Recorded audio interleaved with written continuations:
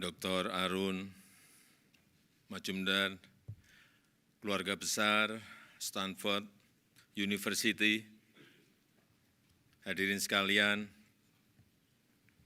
hello, good afternoon everyone. Go Cardinal.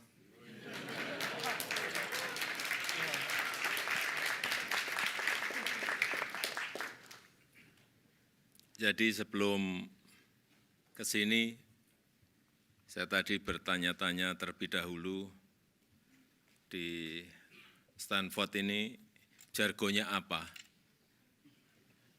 Dijawab, go Cardinal, Pak. Oke. Lalu saya tanya lagi, what are Stanford identical colors? Dijawab, red shirt. That's why I decided to wear a red tie today. Red.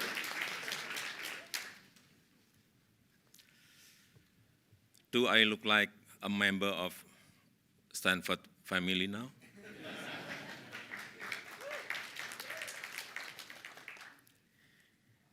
Then you must be curious. Is that important? Yes, of course, because I want to be connected to all of you who are smart, young, diligent generation. Applause for Stanford University.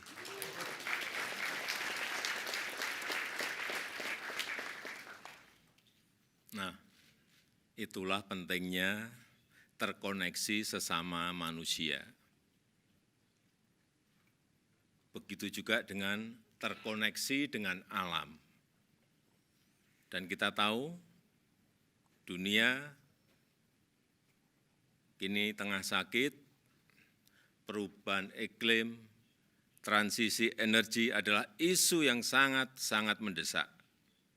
Namun yang menjadi pertanyaan, apakah negara-negara di dunia memiliki komitmen untuk bertanggung jawab dan mengambil peran? Untuk Indonesia tidak perlu ragu dan tidak perlu dipertanyakan komitmen kami. Indonesia walk the talk, not talk the talk.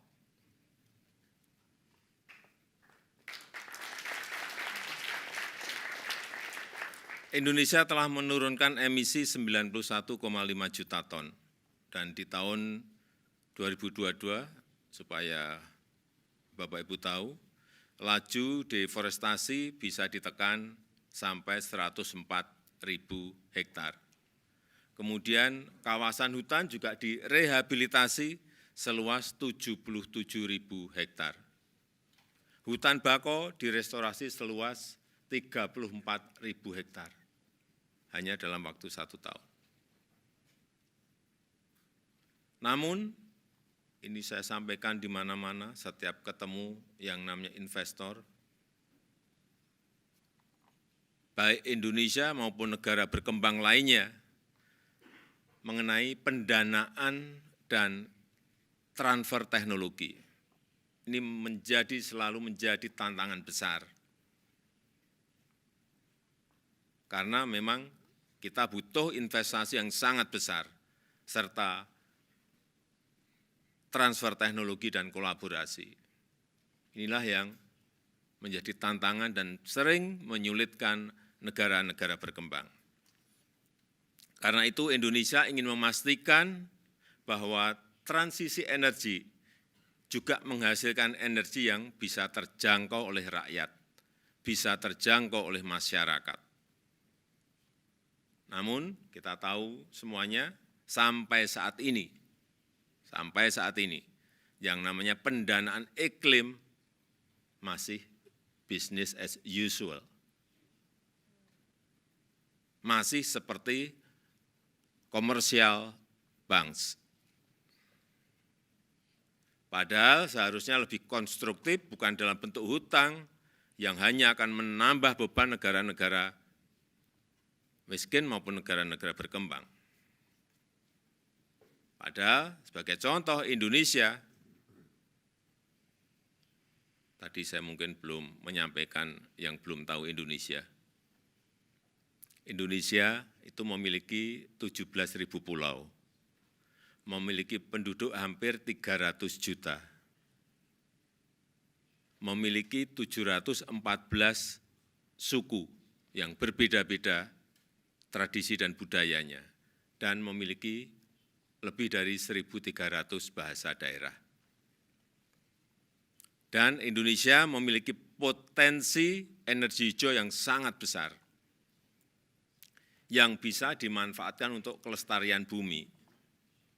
Potensinya mencapai 3.600 gigawatt dari energi matahari, air dari sungai, karena kita memiliki 4.400 sungai, kemudian angin, kemudian geotermal, ombak, dan energi bio. Minggu lalu sebelum terbang ke Amerika Serikat, saya terbang ke provinsi di Indonesia yang namanya Jawa Barat. Ini salah satu provinsi yang terpadat di Indonesia, yang memiliki penduduk kurang lebih 48 juta jiwa. Untuk meresmikan pembangkit listrik tenaga surya terapung di waduk yang namanya Cirata. Ini terbesar di Asia Tenggara. Pembangkit listrik tenaga surya yang kita miliki baru saja kita buka dengan kapasitas 192 megawatt. Dan tidak berhenti di situ saja, kita juga akan membangun seperti ini di kota-kota yang lain, termasuk di ibu kota baru Nusantara. Tadi sudah disampaikan oleh Bapak Dekan, Dr. Arun Majumdar, disinggung sedikit mengenai Nusantara. Ya, Nusantara ini adalah ibu kota kami yang baru. Sebuah kota pintar berbasis hutan, 70% areanya hijau, area hutan, dan kita nanti akan menggunakan juga energi hijau dari matahari dan dari hidro, dan supaya saudara-saudara tahu bahwa yang pertama kali kita bangun saat akan membangun ibu kota Nusantara ini adalah membangun Nursery Center, membangun Botanical Center yang berkapasitas 15 juta bibit pohon per tahunnya, 15 juta bibit pohon per tahunnya. Yang itu nanti akan kita tanam setiap tahunnya di ibu kota Nusantara dan di Pulau Kalimantan. Inilah showcase transformasi Indonesia, dan tahun depan Indonesia berencana akan merayakan hari kemerdekaannya di Nusantara untuk menunjukkan bahwa kita telah memiliki ibu kota baru, meskipun mungkin selesainya ibu kota ini baru 15 atau 20 tahun yang akan datang. Saya kira mungkin akan menjadi sebuah ide yang baik, ide yang seru jika mahasiswa Stanford University melakukan studi tour ke Nusantara untuk melihat lebih dekat proses dan progresnya. Nanti mungkin di sana bisa melakukan riset secara kilat dan belajar tentang sisi keberlanjutan dalam membangun sebuah green city. Saya ini lulusan kehutanan, jadi jika nanti dibutuhkan saya bisa menjadi guide-nya.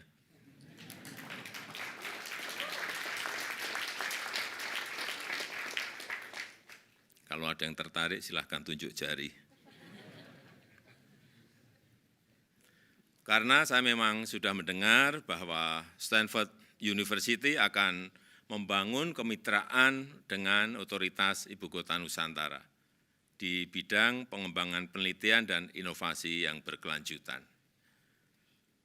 Dan dalam menghadapi dampak perubahan iklim yang semakin mengancam saat ini, kolaborasi ini sangat penting. kolaborasi sangat penting dan langkah strategis konkret sangat dibutuhkan. Tanpa itu tidak mungkin bagi kita untuk menjamin keberlanjutan dan satu-satunya bumi yang kita cintai ini. We can no longer take an easier walk. We can no longer take a slowly walk. We must run fast.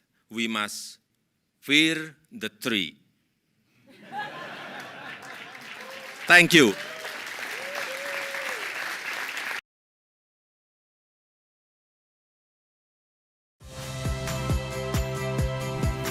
Saya Yasir Neneama. Saksikan program-program Kompas TV melalui siaran digital, pay TV, dan media streaming lainnya.